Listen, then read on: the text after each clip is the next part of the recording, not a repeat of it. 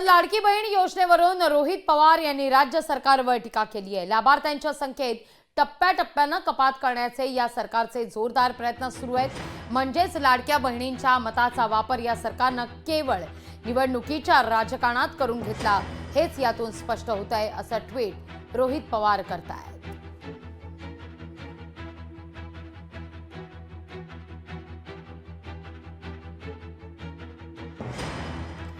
या सगळ्या विषयी अधिक जाणून घेऊया आपल्या प्रतिनिधी मीनाक्षी म्हात्रे यांच्याकडून। मीनाक्षी, अर्थसंकल्पीय अधिवेशन पुढच्या महिन्यात सुरू होते 3 मार्चला, पण त्यापूर्वी मात्र अनेक लोकप्रिय अशा योजना ज्या या सरकारनं आधीच्या काळात सुरू केलेल्या होत्या, मग ती योजना ट्रॉली बॅग योजना असू दे किंवा शिवथाळी भोजन योजना, या योजनांना आता कात्री लावण्याचा सरकारचा मानस दिसतोय।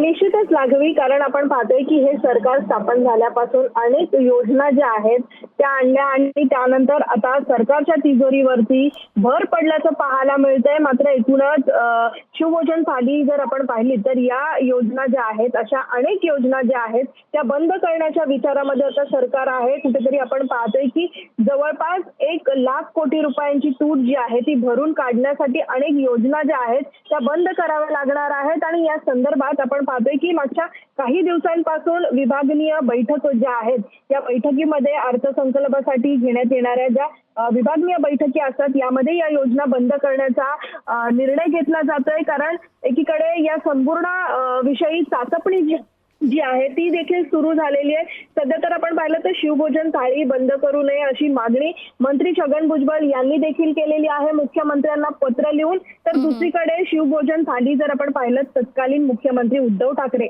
यांनी कोविड काळामध्ये सुरू केली होती आणि त्यामुळे अनेकांना याचा रोजगार मिळून अनेकांना फायदा देखील झाला होता। मात्र लाडकी बहीण योजनेमुळे मोठ्या प्रमाणावरती आपण पाहतोय की या सगळ्याचा भार जो आहे सरकारच्या तिजोरीवरती कमी करण्याचा सरकारचा मानस दिसतोय। मीनाक्षी, धन्यवाद तुम्ही दिलेल्या एकूण सविस्तर माहिती करता।